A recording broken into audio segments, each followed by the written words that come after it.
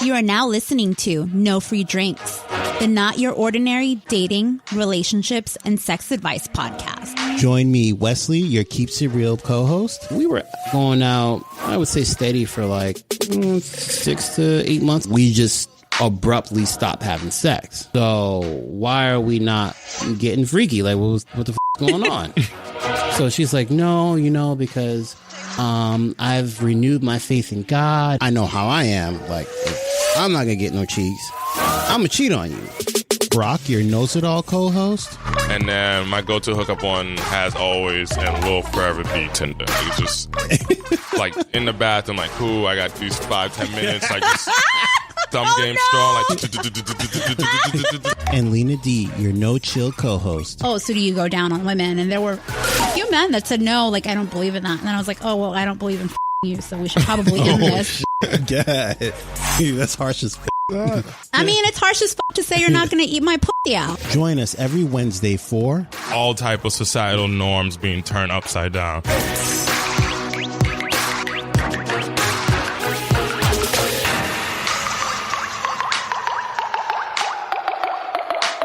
All right, welcome back to No Free Drinks. I'm here with my co-hosts, Lena D. And this is Brock. And I have a mean disclaimer right now.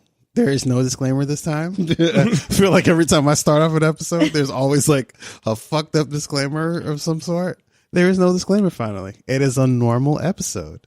This is awesome. All our episodes are normal. Normal-ish. Except I got break bad news and stuff to everybody and I get hated. But that's such okay. Is life. That's where we delegate that to you. And we're about to conclude our Wires of You toolkit with this episode. I'll let Lena D take it away. So as you remember, if you've been listening or if you haven't been listening and you're tuning in after some time and you haven't had the chance to catch up, we were celebrating getting back to our cadence of bringing you weekly episodes in January at the beginning of the new year by releasing these episodes that be much more helpful for you to make changes in your life or make sure that you're doing things a little bit differently in the spirit of being wiser in the new year.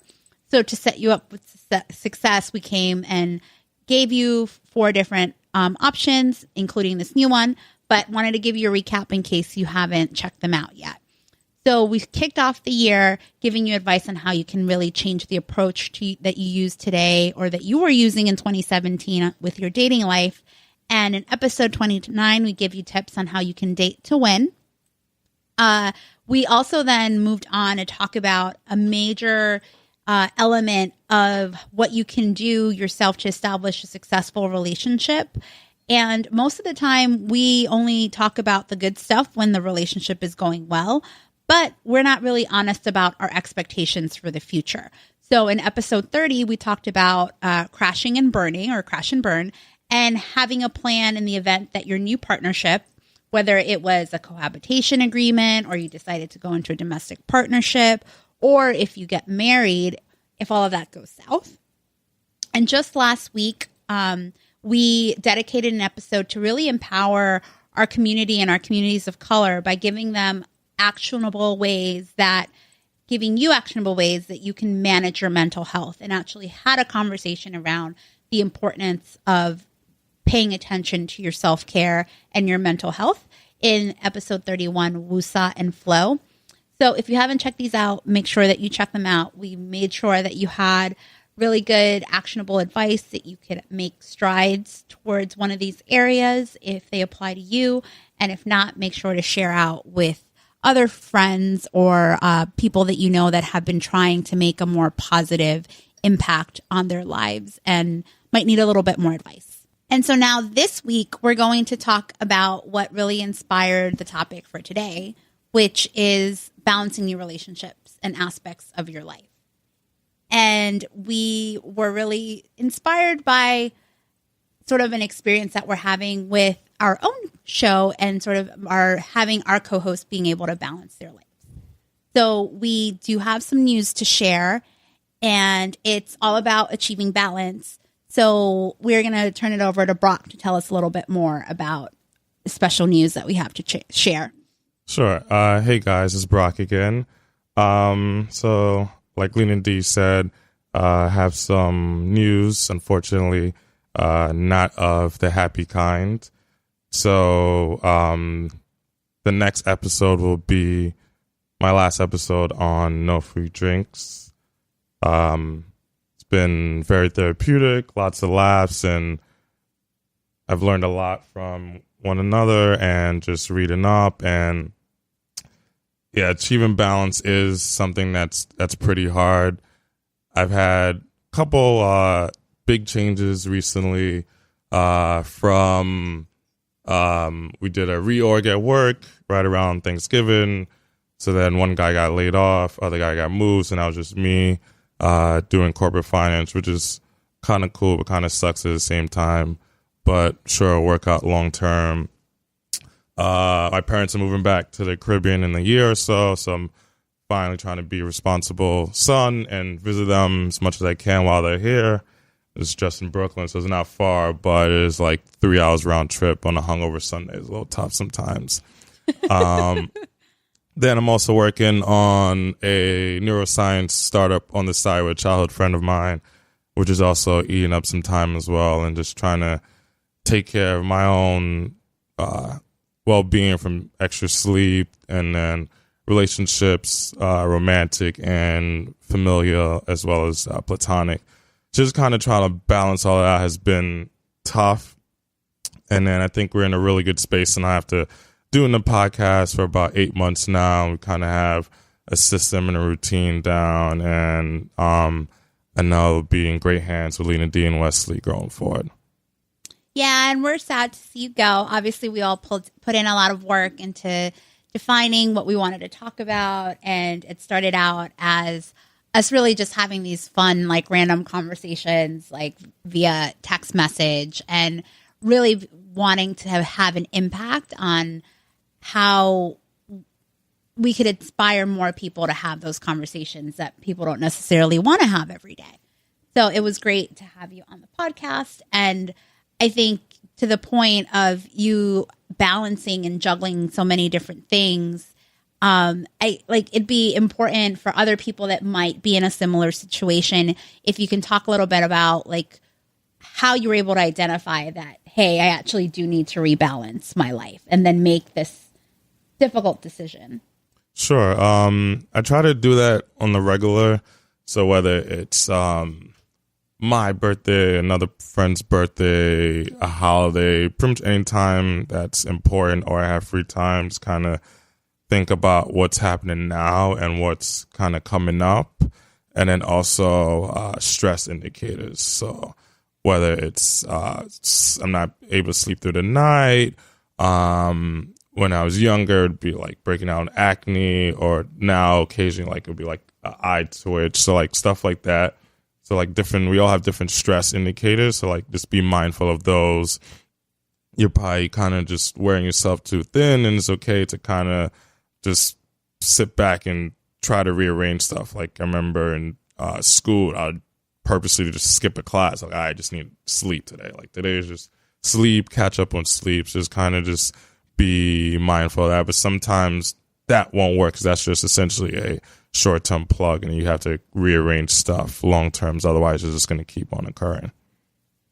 No, it's good that you paid attention to like those physical cues, and that you were honest with yourself to really drill down to how you can prioritize and make sure that the things that really bubble up to the surface, that you're dedicating that time to it. And would you say that you learned any particular like lessons or employed any other tips that maybe were new this time around as like you were making your final decision on how to rebalance like everything that's changing? Yeah, I think a big one would be that things do change. So like for instance, the family part, like I never really thought about that. Like didn't hit me, and it's like we've kind of, it's weird. Like we have a respectful dynamic, but not the closest.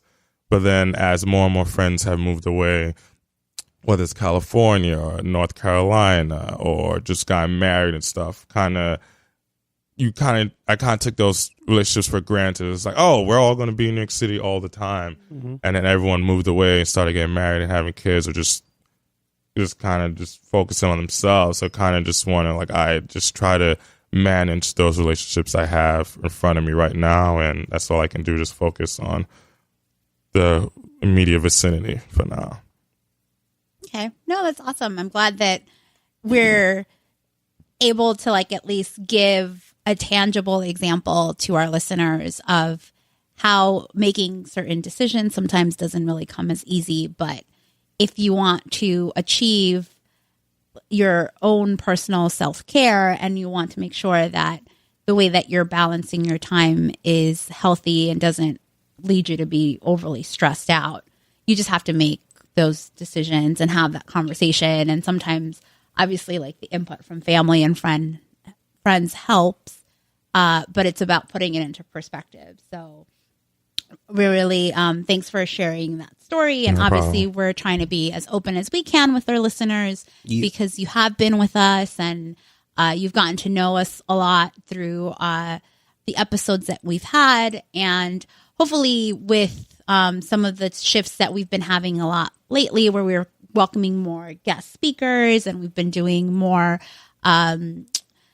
audience-driven interactions, such that, like, you can start to see other points of view, which is overall what our goal was to inspire the conversation. So at least we've put out some content out there, and that Brock was a part of that journey, so that we could have those conversations and establish our podcast at least. And really happy that you could at least be a part of that process. And we are in a good spot, like you said, to continue to move forward and continue to push the podcast. And thanks a lot for all your contributions, and that we still at least have you for today's episode and then for another episode next week. Yeah, definitely. That'll be good. So shifting gears, even though we're all, like, a little teary-eyed, Miss Brock, we do want to get into, like, the main crux. So we've been talking about in the previous Wiser You Toolkit episodes, evaluating how you're dating, evaluating your mental health, evaluating, like, how you could set up your, either whether it was a new or existing relationship up for success and things in case things go wrong. But also a part of that balance isn't just your own internal balance, but the balance that you have with that other person that you're in a relationship with, or that you're going to be in a relationship with. So we wanted to dive into that advice, and we have, like, 3 specific areas where we think you could spend a lot of time thinking about, starting out with, like, your own self-reflection, which we've spent a lot of time talking about, but I feel like there is sometimes buckets that people don't really think of once they get into a relationship. So we wanted to focus on those because these are all buckets that lead to your own self-care and mental health kind of condition. And if you start compromising on them, even though relationships are supposed to be about compromise, you might find that, hey, I'm no longer happy in this relationship because things have become unbalanced. So the first one is you should never, ever compromise on your independence. And the big thing there is that I feel that I've witnessed many times through, like, friends of friends, that once they become involved in a relationship and it starts to get serious, they automatically are always tied to that person. So, like, they can't make plans on their own. They always have to check with their significant other. There's, like, lack of responses on group chats if, like, you know, the girls are trying to get together. So it almost feels like, by nature of having gone into a relationship, they've lost an element of their own independence. And for, I guess, one of my stories is I was with a girl one time. This lasted really short. And everything always had to be about her and her only. And that was driving me crazy, to a point where, like, I was kind of compromising my own time, I would say, a little bit of my self-worth. Like I was like, oh, it's got to be about her, blah, blah, blah. I got to do this, got to do that. And finally, drove me crazy. We broke up. I was just like, I can't do this anymore. So I'd let her go. Let her go. Yeah. How long did it last? Man, it lasted about a month. At least you were like, okay, this is not for me. I'm not willing to. Man, it's just shit ain't for me. I can't make this shit all about you. Was it her? Did she like expect you to do that all the time? Yeah, I guess her other boyfriends did it all the time. This is gonna sound really like conceited, but you can't be like that also in the bedroom too. Like that's just weird. Like it's just all about her. Like she never returned the favor. Nah. Oh, that's fucked up. I was good. Nah, you gotta go, man. You gotta go. I'll let your ass go. So, yeah. Yeah. Well, I mean, like that's what you shouldn't compromise on. It's like you want your own independence. You don't want your world to start gravitating around what somebody else wants all the time, and then they're not necessarily giving it back to you. Yeah. How do you feel? I kind of want both of your opinions. How do you feel about the statement that sometimes people say, like, "Oh, you complete me. Like we're meant to be. Like you're my other half." And what? I'm already a whole person. Yeah, so cheesy and doesn't make sense. That doesn't even make sense. I'm already like one person. Like half of what? I don't understand. Well, I don't know. I feel like I've heard like certain people say, like mostly women, like I want the man that completes me, or like it's just like almost like that. If you're looking for a man to complete you, you're gonna be lonely as fuck. I'm sorry. Sound like a serial dater. No, too. I shouldn't even say that. I'm not gonna make it gender based. If you're looking for somebody to complete you, you're gonna be lonely as fuck. So like independence is really important. So don't compromise on it. And if you're one of those people that thinks that you need someone else to be whole, you gotta go back and just self-care, spend time on yourself, appreciate yourself. Because if you don't appreciate yourself, no one else is going to. Yeah. That's weird. Yeah, and another big one is kind of like just forgetting about other relationships. So, I mean, before you meet your significant other, like you have friends, you have possibly siblings, parents, grandparents. Like, don't just forget they exist. So I had a really good friend in undergrad. He was a year above me. He was also black. So it's not that many black people in school. So we all gravitated towards each other. All 8 of you. Pretty much. 2 carfuls. He was from the area, so he drove. So like we'd all party together, play basketball together, all that good stuff. So we probably knew each other for like a good 4 or 5 years. So I ended up staying for work in Boston after. And then he's from the area, so he also stayed there for work, and he started dating this young lady. And then so there's like about 4 core of us of 4 who stayed there. We go out regularly, like at least probably 1 happy hour for the week, and then like a club night. And then we'd consistently hit him up. Kid you not, for probably the entire 3 years. Yo, we going out, coming out, no response, no nothing. The only time we would hear from him is once a year from his girlfriend on Labor Day weekend. Hey, I'm doing this for blah, blah, blah. I'm like, oh, I'm conveniently not free once again. Like the fact that I'm hearing from your girlfriend more than you. So like, don't lose sight of your friends, obviously, or your family. Obviously, you have someone else to incorporate into your life, but it doesn't go from 100 to 0. Like whatever. Every relationship is different, whether it's 60 or it's 30, 25, 75. But don't just forget people who you've known for years and years and years. One, and then funny enough, so this was like 2013. It was like we kind of really lost touch after 3 years of just not being able to hang out. Then in 2015, I think 2016, he was applying to the grad school I went, and I had actually interviewed that weekend, and I saw him there, so I was a little awkward. So you guys never got back in touch? No, after that? Of course, he then tried to hit me up like a couple years after, like, oh, I'm being interviewed and blah blah blah. Like, oh, cool, good luck. Like, I don't know what you want me to do. Like, yeah, bye. You gotta manage relationships, so you can't just not talk to someone for 5 years, like, oh, by the way, I'm trying to get into this top school. What can you do for me? Yeah, but I hope absolutely nothing. Yeah, and I think that's not just with you going in and dating, but I think that's even like life advice that you need to manage your relationships in any sort, like even like friends that maybe if you only talk once a year, but at least like when you talk, like you're actually interested in like catching up with them. You're like, hey, it's been a while, or hey, I'm happen to be in town, let's catch up. Yeah, those are really good. But like, I think don't just hit people up because you need something. Like that's like a big, I hate that. Big pet peeve. But I think similarly, which with interest, right? So like everybody has their interest, and usually your friends that you hang out with have shared interests. So most of the time the reason you're hanging out is because you want to go and do something together, or you're going to a concert together, etc. Suddenly, once you get into a relationship, you can't just put all of your interests on hold. I think part of it is, yes, like you're open to understanding like your significant other's interests, and you're going to spend time with them, kind of partaking in those interests together.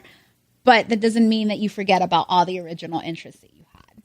So always make sure that you have your you time, and then you have like your time to really spend with your significant other, where you guys can do things together that may be your interest, may not be your interest, but don't forget about the things that you really care about. Agreed. And so self-esteem is another one. And this one's really more about making sure that you're with someone that cares about your self-esteem too. So there's somebody there that they're encouraging. They're not necessarily like putting you down. So you want to make sure that you're not compromising on that, or that you're feeling that you have to get that from everywhere else versus the person that you're with. Like that should be one of like your number one advocates. And with advocacy is also how supportive of they are of the goals and aspirations that you have. Like, do they encourage you to do certain things that may go against, like, I don't know, like you guys see each other like on the weekends, and then you end up wanting to take a weekend class, and they are encouraging you to do it instead of like discouraging you from doing, because it means that you guys would spend less time together. So that's like an example. Well, it's my time to shine. Anyway. So we get into honesty. I see a lot of dishonest people in here.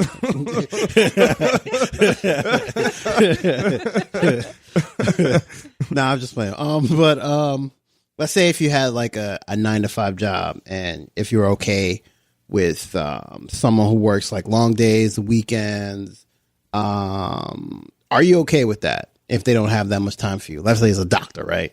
Doctor would be working like 13, 14-hour shifts, come back, rest for like 5 hours, and then have to go back to the job again. Would you be okay with that? Well, I mean, be honest with yourself. Well, you got to, but like there's some people that get into relationships like that and then complain about it. It's like, duh, what do you think? Are you just going to magically not going to be on call because I started dating you? Like, just, it's just ridiculous. But then what if you have like, are you willing to put in that work with someone who has like a freer schedule than you do? Like, let's say you're the doctor or you're the lawyer. Got to go all through those case files and stuff. Got to pull in those 15-hour shifts. Would you be willing to date someone who has like a bunch of time on their hands? That's a tough one, because then I would be thinking, you ain't got shit to do? Go do something. That's what I would be thinking, but need to be as busy as me. Those are kind of like the same thing. It all depends on the person, doesn't it? Like, so the person that has all the free time, do they respect that you don't have as much free time? So they're not necessarily pressuring you to do all these things with them, I don't know, man. Got that time on your hands, might be going somewhere else. Yeah. Idle hands, man. Yeah. There's only so much Netflix and cable TV you can watch before you get bored. I mean, that person should probably like have some interest and goals and aspirations. Oh, that's true. Have friends. Refer to previous couple of minutes. You mean to have friends and stuff? What about like location? Like if that person was like long distance, like we in New York, person in Hawaii, or like LA. Let's say LA. Stick to the continental 48 states. Yeah. I mean, that's like a decision you have to be honest with yourself if you're going to be able to do it. Because I think it's tough being in a long distance relationship. That in itself is like a topic all on its own, because some long distance relationships work out really well. Sometimes they have bumps along the road, but they figure it out. But there are people out there that aren't willing to compromise on location or distance at all. I had a friend that I had at one point, we had talked about dating and like seeing each other. But we weren't in the same city. Like we were maybe, I don't know, like 5-6 hours away from each other. That sounds like still New York. Yeah, in some cases it could still be New York. It's not the same city, but yeah, we were in different states, but it was still like 6 hours, and like we would have been around each other and stuff. But his thing was like, no, like I need someone that's convenient for me. I need somebody that's like in the same city. And it's like, well, okay, cool. At least you're honest about that. You're not saying that you're cool with it, and then something, either like you break up afterwards because you find out that you weren't able to actually do it, or you end up cheating on somebody. So it's just better to have that conversation, because like, I mean, even my tolerance, like let's say if Wesley was in Jersey City, like that's far. That's not far. Jersey City right there. There's this little river between us. Yeah. Can't do this shit. Let me tell y'all something right now, man. Where we live at is not far from what's called a PATH train. Like, come on, man. Come on. That's not even far. That's like 5 stops away on the PATH train. Come on. It's no unlimited monthly for the PATH train. Man, you ain't shit. Anyway. You ain't shit. But honestly, that does lead into like a kind of like a segue about, having a frank conversation about with your significant other, or if you're going to get into a relationship, about, if how much time can they devote into a relationship, how much time can they devote, into the person, and if they want to wait for said person, because you never know. Some people are like, I need me time all the time and blah, blah, blah, which is bullshit, because I can't play these video games and tend to you at the same time. Like, it's got to be one or the other, and I can't do that every day. I need my time too. So yeah. I mean, what you think, Brock, about the whole long distance or whatever we said just now?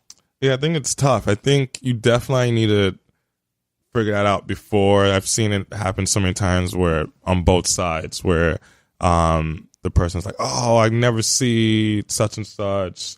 And then I think people are usually okay with it. It's they start to realize they're not okay with it when important events come around. Like, I can't make the holiday party, or I can't make a birthday, or a really good friend of mine is having like a picnic, is when you start missing important stuff, which you're human. Like, you want to spend special moments like that with someone you really care about, you're seeing. So I think it's up to the person. I mean, I don't think I could date someone with a pretty busy schedule, because my schedule is so normal. Like, just pretty much 9 to 5, no weekends. I got plenty of me time by myself already. Like, right. So it's like, and yeah, all my family's here. So it's not like I don't travel for the holidays. So like right. Thanksgiving and Christmas, I'm always here. So like I have that extra time built in as well. So I think most of us are okay with it until you start missing events, and then you're like, fuck, like, damn it, like I wish you were here type thing. So yeah. I think that's tough. Yeah, definitely. I would say to kind of like agree on a plan, when you two will, or when you and the other will commit to each other, whether it is the birthday parties, or, if the person's in LA, when you going to fly out there, exactly, or meet in the middle, like meet in Colorado, smoke a little weed. That is not the middle. That's the middle to me. That's totally the middle to me. That's totally the middle. What you want to meet in Kansas City? The shout out to people in Kansas City. I ain't trying to shit on y'all, but like, but y'all want to meet in Kansas City, because that's smack in the middle. Kansas City. If you want to go you can go a couple states over. Smoke Chicago. A little, He just like 1 hour is like Colorado. Smoke a little, go snowboarding and stuff. You got shit to do. You know, Wesley's been wanting to go to Colorado since. I've been wanting to Colorado because I want to go snowboarding. Thanks a lot for snowboarding. Fucked up my knee, but we ain't getting into that. Anyway. Sorry. All right. So now that, you guys, so you've had a honest conversation with your partner. So now you got to follow through with it. So that's kind of like the last step is following through and then coming up with a plan for both of you. So then one, like the first steps is to adjust your schedule accordingly.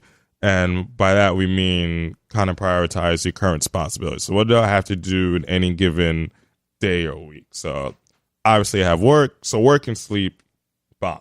Hey. If I'm active, so whether that's gym or I like to go running or cycling, maybe I go one less day to accommodate the significant other, or maybe significant other comes with me. So find ways to either decrease stuff or try to overlap stuff, or now we could do stuff at the same time. And I think a big one that I've done that kind of helps me is just being more efficient at work. Like we all have those lag times of work. We just kind of fucking around. Like, all right, cool, I'm not do nothing. YouTube holes. Hell yeah, like ESPN, you start watching a roll of videos. Dude, I think I might one day spend like an hour and a half like watching Skip and Shannon and then watching First Take. It's terrible. Just the little clips that they have on YouTube because I'm not trying to get on watch the live stream on the network. So and there's a TV at work too. So that doesn't help at all. Yeah, I got a TV in my office. They have YouTube blocked at our stuff, like, so we can't really use it. My biggest distraction at work sometimes is my email. Interesting. Because I then start like looking at stuff that I was like, oh yeah, I didn't answer this or I didn't do this, and then I'm not actually doing the shit that I'm supposed to be doing. So I get distracted with other work. How the hell do you get the shit, man? That's the least of my worries. Yeah. Professional, not doing that. How does that work? Yeah, so just trying to be more efficient at work, because then let's say you guys you got to work at 6. You have dinner or you're going to a sporting event or whatever at like 7:30. So now it's like 5. You got this stuff due, but then you also have dinner, so you're just stressed out. You're like, oh no. So like just trying to either be more efficient that day, or if you know something's due to Thursday, don't wait till the Thursday to do it, start on a Monday. So just trying to kind of be more mindful of when you have certain date nights or certain important stuff you guys are doing together, and try to get a hold of that work. Another good one is having a standing date night. So whether that's every Tuesday, every other Wednesday, every time it's nice outside, we go to the park. Like, I don't know. If you have a pet, like, there's like random stuff that you can do repetitively, and so like this is our time. How about you guys? Any other? Yeah, I think I agree with that one, especially if you live together or if you're always together. It's important to set aside time to do like special dates. Yeah, because Lena D irritates the shit out of me sometimes. She's a very bad irritant sometimes. Like, let's go here. Come on, let's go. No, I don't want to go anymore. But it's important to do it so it's not random. So like if okay, well, this week we decided like our date night was going to be this, or like this week it's going to be the weekend because we're hanging out all weekend. So we're going to make sure that Wesley gets his me time during the week, because otherwise he's going to be cranky during the weekend. Basically. So it's like just knowing those things. It's like you work around it. And I think another big one too is, especially for people that are really busy, kind of like I am, it's communicating your schedule ahead of time. So like this week is going to be bonkers between, we had like, I had a late night at work that I kind of like knew about, but not really, earlier this week. Obviously like we record like during the week, and then I know that tomorrow's going to be a long day at work. I'm going to have to work till like 6 or 6:30, and then I have a meeting after that, and then Friday I'm like in an all-day conference. So like I know like this week is crazy, but then this weekend it's all about Wesley. So is it? Yeah. Because we're hanging out together, and then we're gonna hang out some more. But that's code word for some guys. That maybe 2 or more people can do at the same time. We're gonna hang out, and then we're really gonna hang out. Like, wait, Yeah. what that mean? But I've actually been guilty of like not making time for Wesley sometimes, and then he feels lonely. More time on the PS3 or PS4. No, he gets lonely. Yeah, sometimes I do. I'd be like, yo, where you at? I'd be worried that you'd be out and somebody, man, these streets ain't safe sometimes. So I'd be like, where are you? Send me a bad signal, man. Yeah, you need to check in. Be like, I'm here. All right, cool. All right. No, but I think even like if you know you have like the other person, the one that has like the very hectic schedule, sometimes they may have like a normal day job, but then they're doing all this other stuff on the side. Like meetings happen. Like for me, it's completely normal to have like an evening meeting or like, excuse me, a daytime meeting.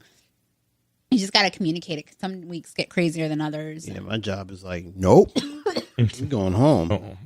Yeah. I think, depending on your personality, if you're someone who likes to kind of wing stuff, that tends not to work as well in relationships. So like try to plan in. I mean, you don't have to plan everything, but the more you communicate and try to plan stuff, it'll alleviate a lot of like miscommunication. So yeah. Especially because like these are like we did pull some examples of like Wesley and I, but we're not necessarily a new relationship. But I do think that communication is still important for somebody that's in a new relationship. 100%. Because nobody like at that point, like you don't know each other's schedules like the back of your hand. Yeah. You don't know all their friends yet. You don't know like when their classes are, like, you know, spin classes or whatever, gym classes that they're going to. So I feel like it's even more important to communicate like what you're planning to do and your schedule.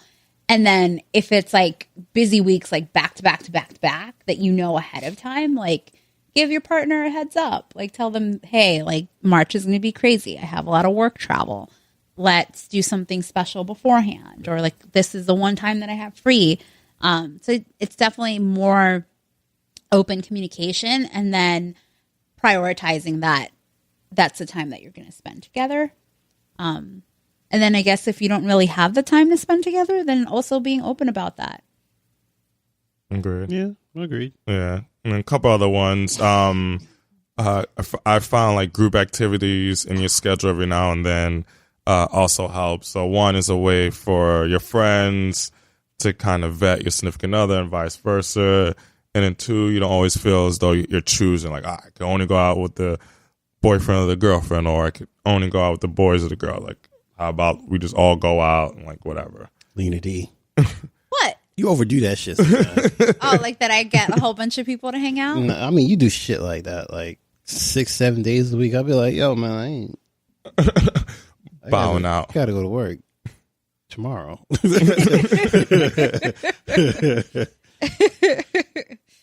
I mean, it's not my fault that I have friends. What you trying to say? I ain't had no friends? Like, No, your friends don't really plan stuff. Yeah, no, we just go out. That's it, really. We don't even really plan it. It's just like, oh, you want to go out today? Yeah, sure. Just drink. Yeah. drink more drink. yeah, sure. Only variation is how much we drink. Yeah, that's really it. Yeah.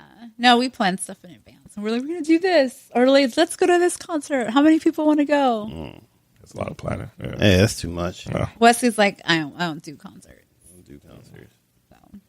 So that's an easy one. It's like, oh, okay, concert, no Wesley. Yep, basically. Oh, yeah. You get the me time, man. Get the me time. I'll go if it's like the weekend or like I'm like 20% about Drake. I'll do it for the weekend. I'll even do it for Chance the Rapper. There's very few people I actually really go see though. Yeah. That's the kind of music I'm just into though. I'll do it for Led Zeppelin though. I'm a big Led Zeppelin fan. I don't know, it's weird. I like rap and I like old school rock.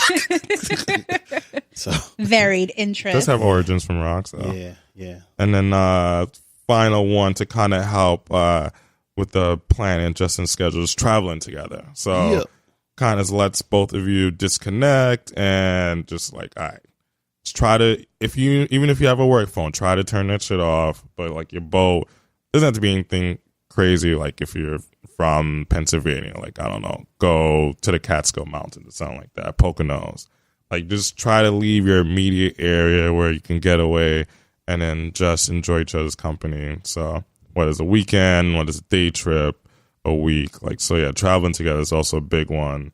And kind of you learn a lot about each other. It's just like, especially if you don't live together, you're now in just immediate vicinity with no buffer between you guys. So you kind of figure out a lot. So yeah, it's also another way to kind of learn more about each other.